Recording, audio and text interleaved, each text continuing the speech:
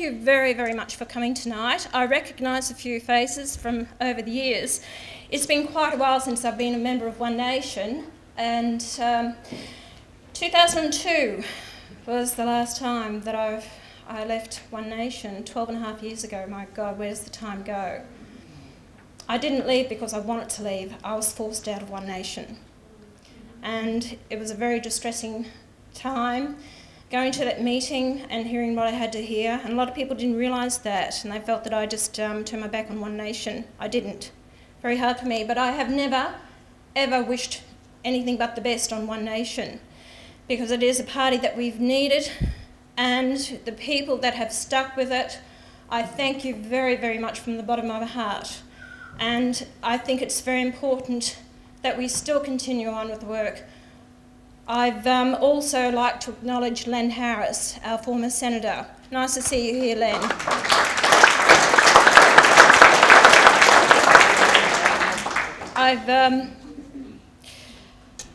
Dear, where do I start? You know, I wrote down all these notes and these guys kept mentioning it, and it just made it all irrelevant. And this lovely lady handed me this speech. She said, "Remember this, my maiden speech." And that's still referred to, even to this day. A lot of people mention it all the time about my maiden speech in Parliament, and I'm having a look through it and I thought, gee, the issues are very relevant to even this day. What was in there? Youth unemployment, still today. We're looking at 15% youth unemployment, and in regional areas it's even higher. I very much care for our youth, and that's why I've introduced the Apprenticeship Scheme. The first year the government pays 75% of the wage, the second year 50% of the wage, and the third year 25% of the wage. That's been One Nation policy from the very beginning. Why they haven't taken it up, why they have not trained our own youth into these trades and positions instead of importing skilled migrants this day, I have no idea. In my maiden speech, and it was even raised today on the radio program, I don't know if you heard me this morning with Lisa Curry, yes, and Mark. I heard Lisa's here. Oh, right.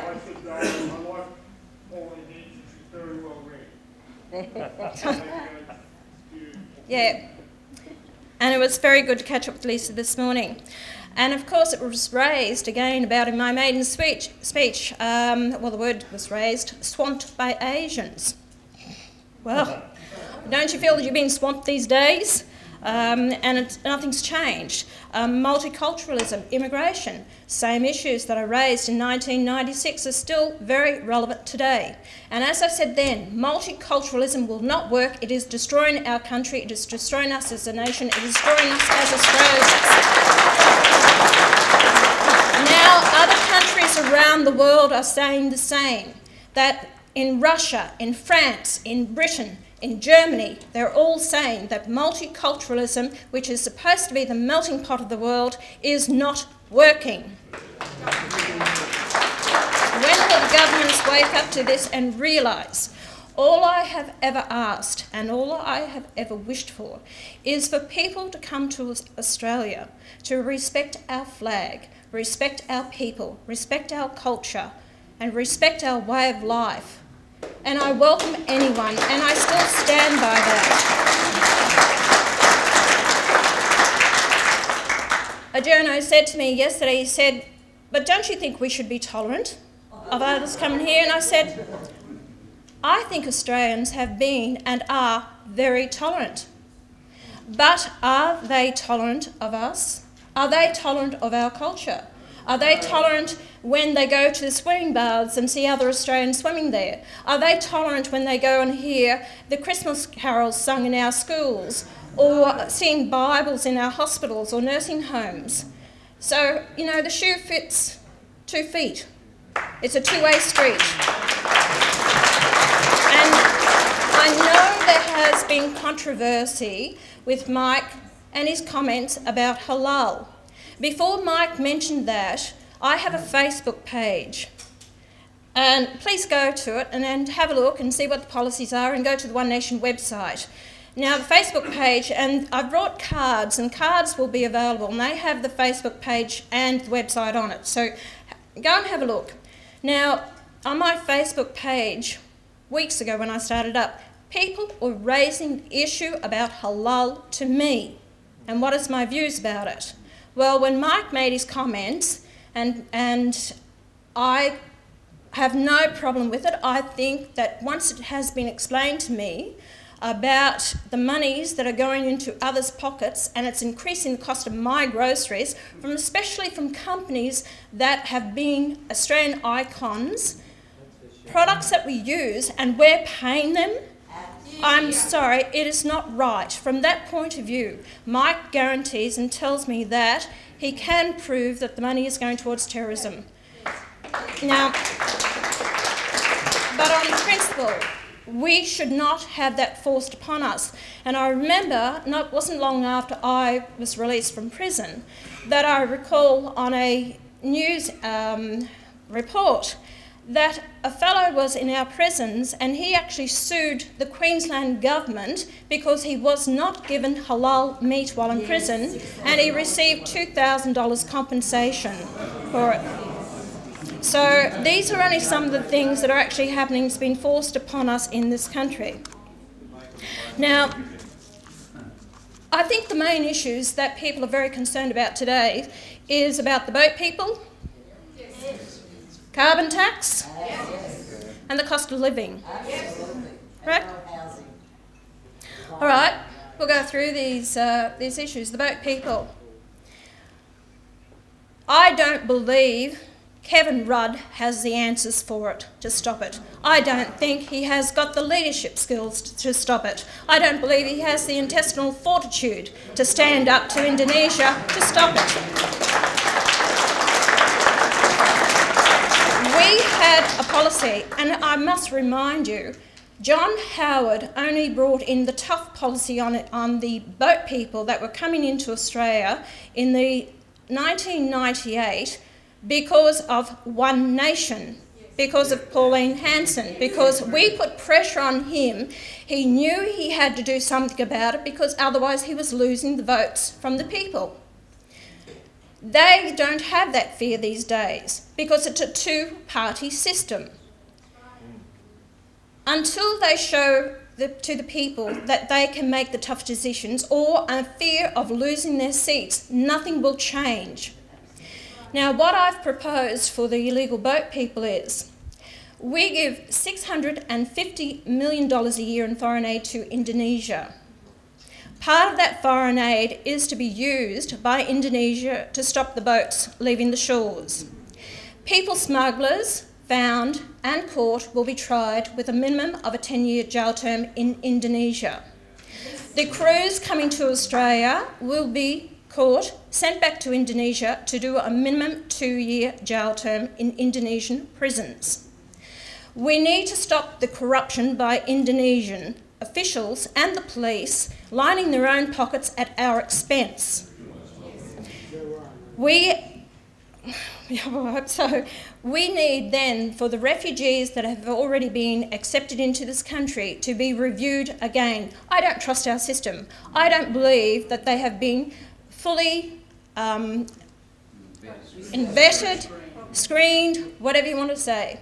I think they've been pushed through a system. We have been inundated that I don't believe positive checks have been done on these people. I would like further checks done. When TV stations pick up people smugglers here in Australia who've been accepted into the country to reside here, and then he disappears, gets on a plane from Melbourne, leaves the country, yet his wife and children are still here, and they haven't been evicted from the country. Anyone who has been accepted to reside in the country must not receive citizenship for 5 years. They must prove their loyalty to Australia. Then they can apply for citizenship, and there will be, in the meantime, no family reunion. So it's not say, come on down, the whole rest of your mob.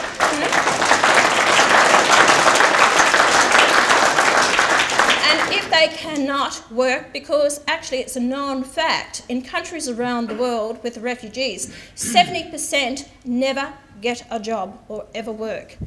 And in Britain, they have been absolutely can't keep up with the welfare that they're paying out. So we need to really look hard and strong at this and take a definite decision. We can't afford the weight of what it's going to cost us in the long run. When we have people, over 100,000 homeless in Australia, living on the streets, families living in cars, and I think that is why Australians are so angry about this. When refugees come in here, get the best of healthcare, get cigarettes, they have mobile phones. As I have always said, clean up your own backyard first, and then you may be able to help your neighbours. Carbon tax, or EFT, whatever you want to call it, emissions trading scheme. Still the same thing. Tax on people, raise them more money. It's an industry. I'll tell you that straight. It's got nothing about climate change. It's got nothing about stopping CO2. Actually, a couple of reports, and I want you to go to the website too, because I've written up a document on this, and also part of my documentation and information I've got there comes from a Malcolm Roberts. He's put the evidence there of what it's all about. So I want you to have a look at that yourself. We've been hoodwinked about this, and years ago I was told, Pauline, why don't you get into buying up some land, because once this all happens you can make a fortune out of it. And that's what they've been doing, is buying up land to actually offset the carbon credits from companies who have to offset it. And we're actually allowing our monies to leave Australia and going to overseas. So it's all about conditioning the people. It's become a political football for many years for people to be hoodwinked that we are creating CO2. We are not. Humans don't create that much CO2 at all. And we also need CO2 to survive. The warmer that it is, the better that we survive. CO2 creates plant growth. We have to have it. Your oceans create most of the CO2 out of the oceans.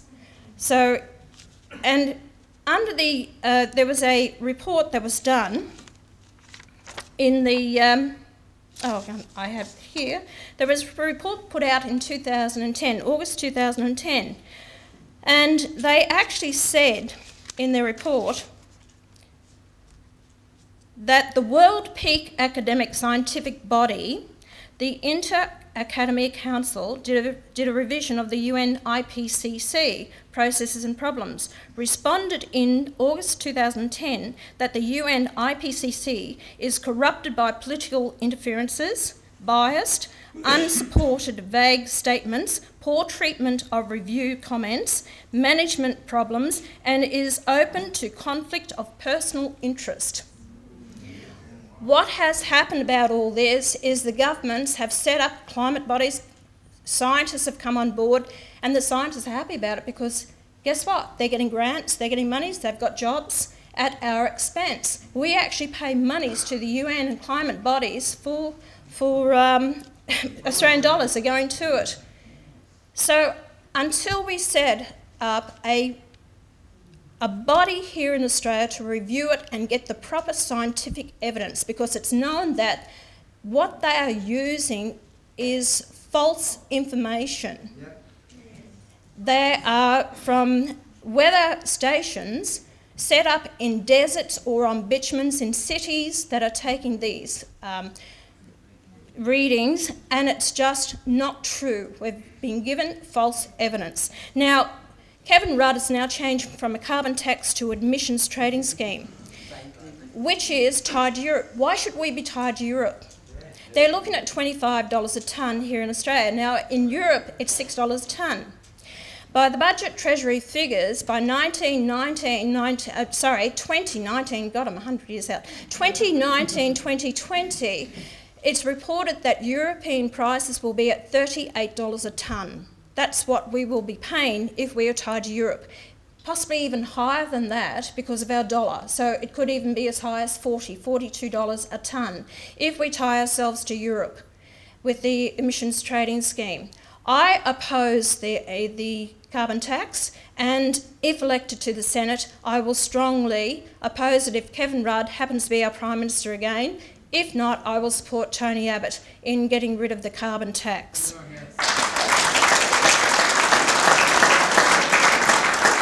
Another tax that the government has introduced is the Fringe Benefits Tax. Of course, they're trying to top up the coffers for monies that they have spent over the years through mismanagement.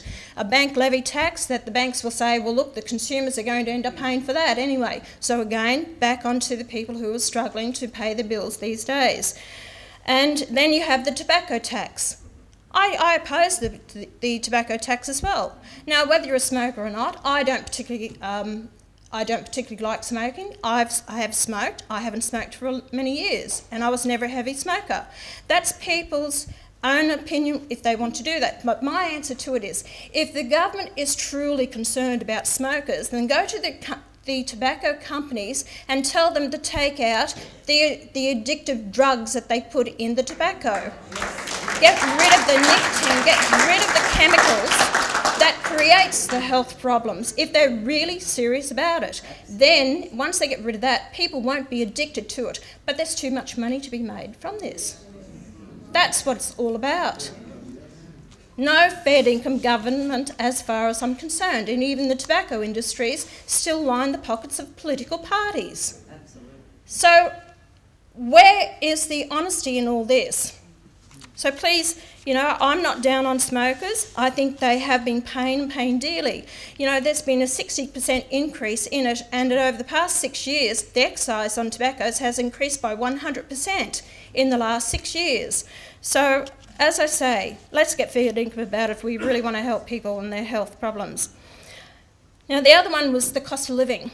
As I said to you, the government, when the Labor Party took over in 2007, the Howard government handed over a $20 billion surplus, approximately around about that amount of money, $20 billion surplus. When Howard came in 1996, he took on approximately a $96 billion deficit from the Labor Party. They then handed over with a surplus.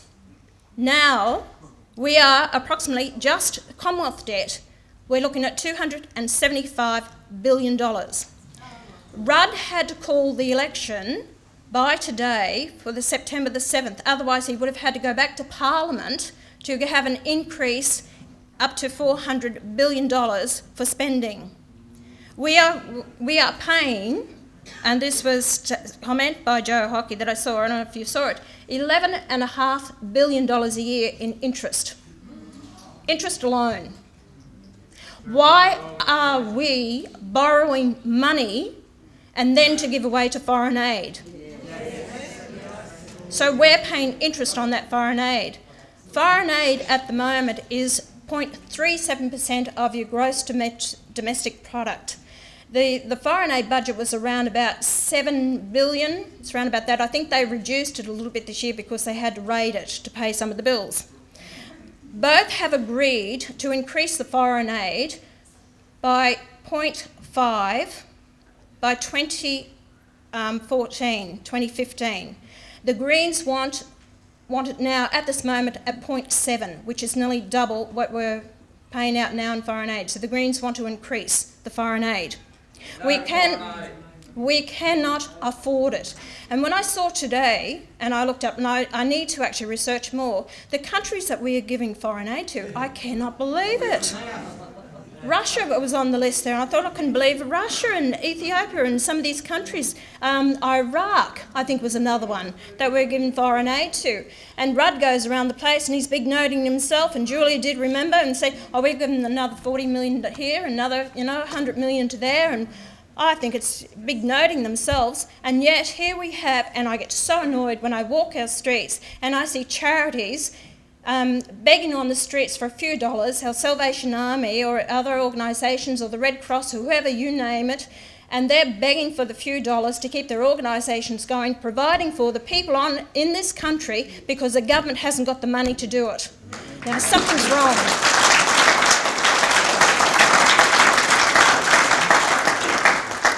The Ford car industry. Now, they've actually stated that they'll put more money into it, and it was another $200 million they're going to prop up the Ford car industry. They said the closure would be by 2016. But now we're talking about the Australian car industries here. The flow on from the Australian car industry will flow on about $49 billion, because then it flows on not from the car industry, but you've got all the other services, spare parts, so you've got other people that are employed down the track. I agree that we do need to support our industry, the car industry. Most countries around the world do support their car industries. They actually have tariffs. What did we do? Got rid of all the tariffs. No tariffs in Australia whatsoever. What we need to do, and my policy, or One Nation's policy, is the fact that at point of sale, instead of handing over the money to the car companies, how do we know where that goes? How do we know they're not increasing the pay packets to the CEOs or anyone else? It is Australian taxpayers' dollars. So what I'm proposing is that at the point of sale, the Australian, no foreigners, only Australians, can get a $5,000 cash rebate at point of sale in buying that car. Then we will create demand. Demand is what we need to do. And even Greg Combase made a comment. He said if we can increase the sales by 8,000 to 10,000 cars a year, it would help solve the problem. But since 2001, our governments have been propping up the car industry to the tune of $500 million a year into the car industry. They have not any business sense, they have no common sense, they have no way of driving this and to fix up this whole situation. I ran, in my own little way, my own fish and chip shop. So what you do is you actually run it in such a way that you create demand. So you put out the product there, you put it at a reasonable price, you will create the demand for it, and that's what we need to do. And support our car industries of making a green energy car, or support them in electric cars. Other things that we can see ourselves going ahead in this industry. Instead of buying and bringing in imported cars, put your tariffs back on, start supporting and backing our own manufacturing industries here in Australia.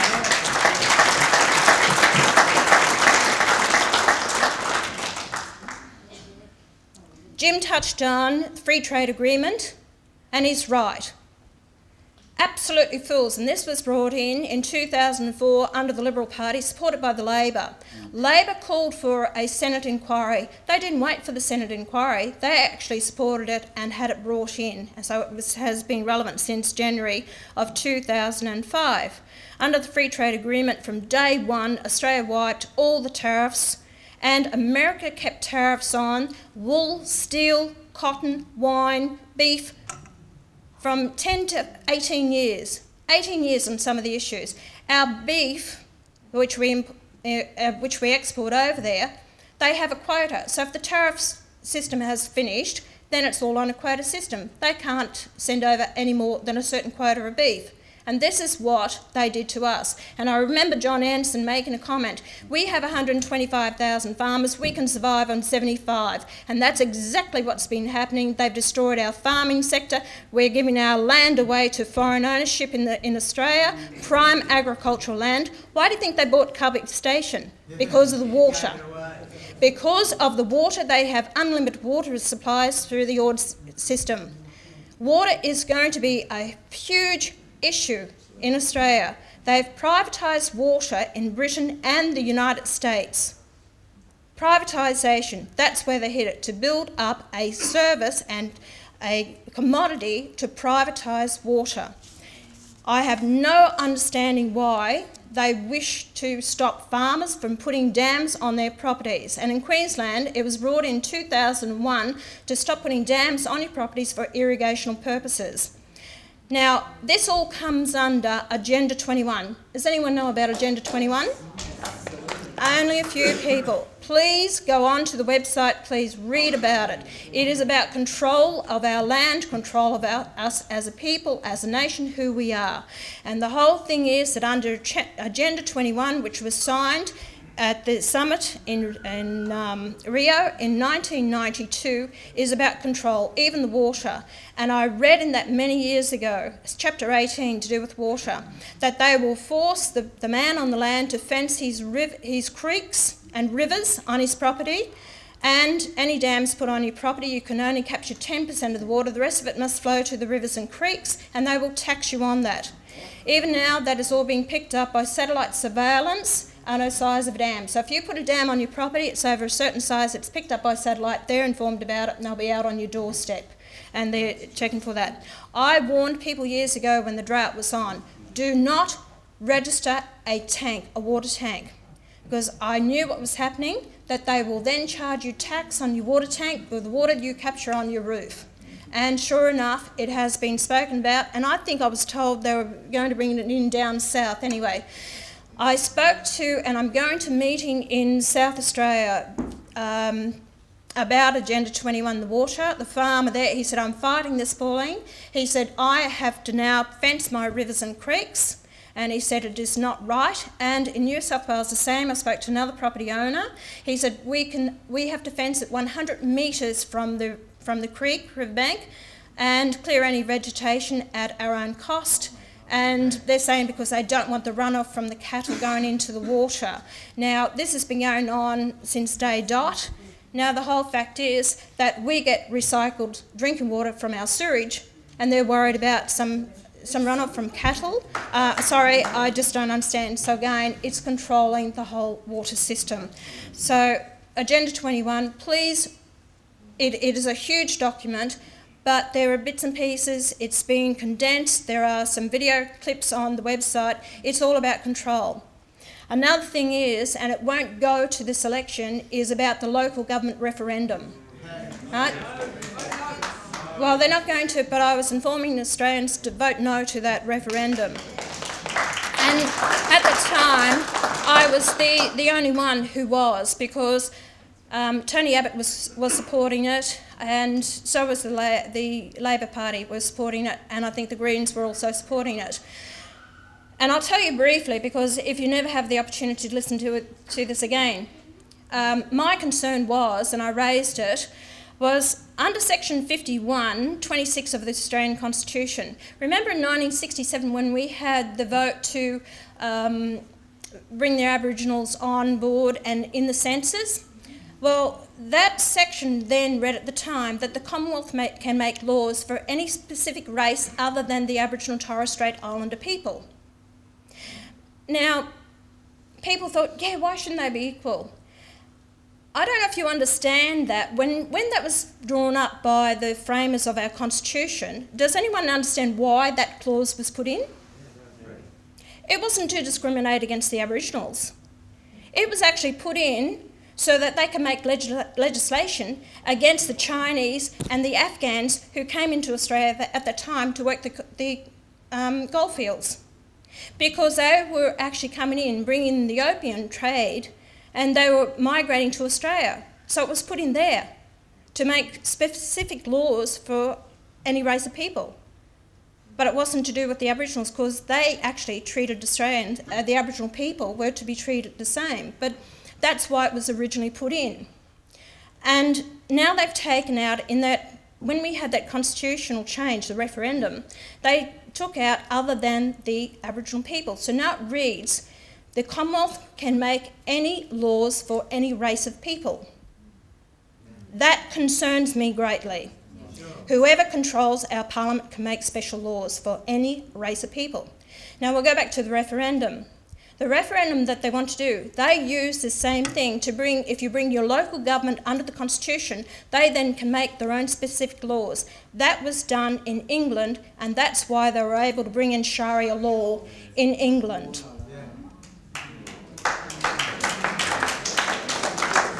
So you need to be informed. You won't get this information from your members of parliament. And I think half of them are absolutely idiots that have no idea, no understanding, and they are there as yes people, and they fill seats to push the major political parties or the big business what they want. And half the time they have no understanding. They're there because they're in a good job and it's got good perks, it's got a good pay, so they're there as yes people. I have never been a yes person, and that's why I was thrown out of the Liberal Party, and that's why One Nation and I have always been put last on the ballot paper, because I'm the last person they want to see in Parliament asking these questions and informing the Australian people.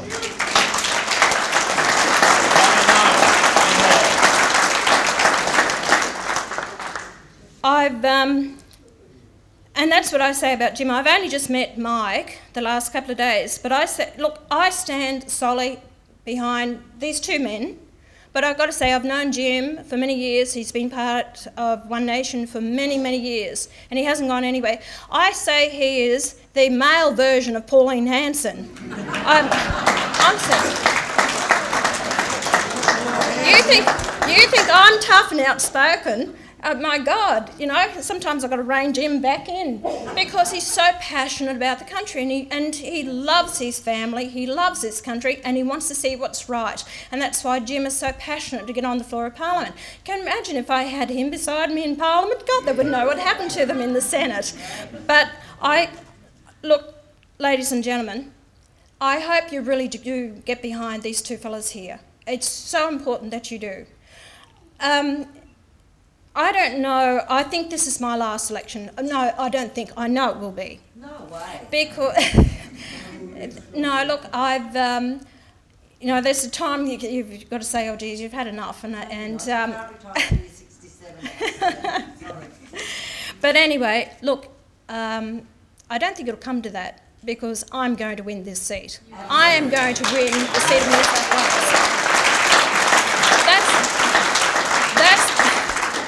That's why I said to these guys, listen, you've only got me for a few days, that's it, I'm back over the border, and will be campaigning in New South Wales to make sure I win my seat. But the whole fact is, please don't think that I've deserted Queensland. I haven't. My passion is with Australia, the whole of Australia, my fellow Australians, and I will stand up and fight for anyone.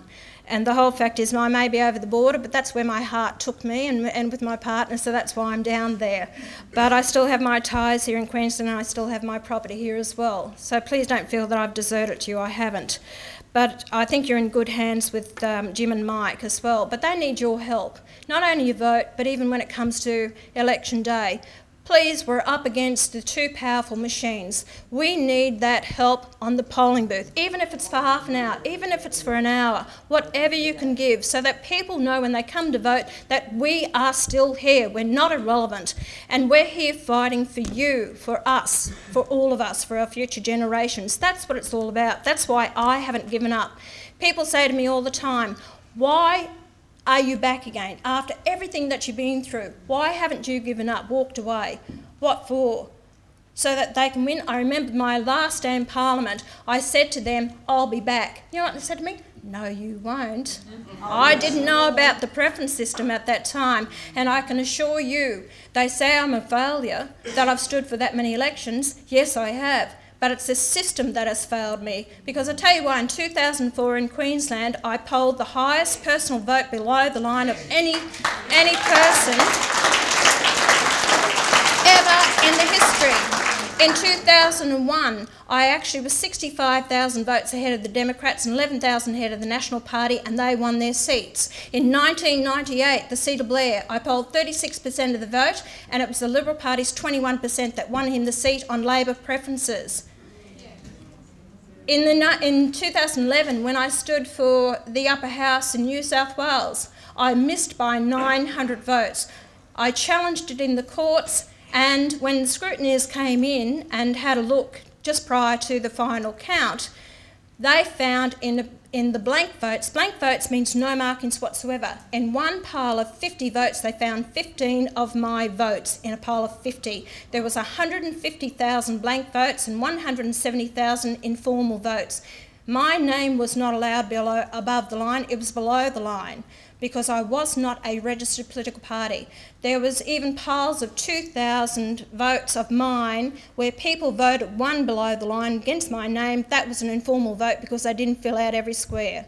So, and it came down to And I'll tell you this, under the Constitution in New South Wales, it comes down to a preferential system that is computerised, meaning they program the computers how they want the preferences to flow. And I won't hold you up any longer. Thank you very much for coming again, and thank you very much for your support. It's so wonderful to see so many people, and you being here tonight just reconfirms in my mind that One Nation isn't finished. You're fed up with the major political parties. That's why I haven't gone anywhere.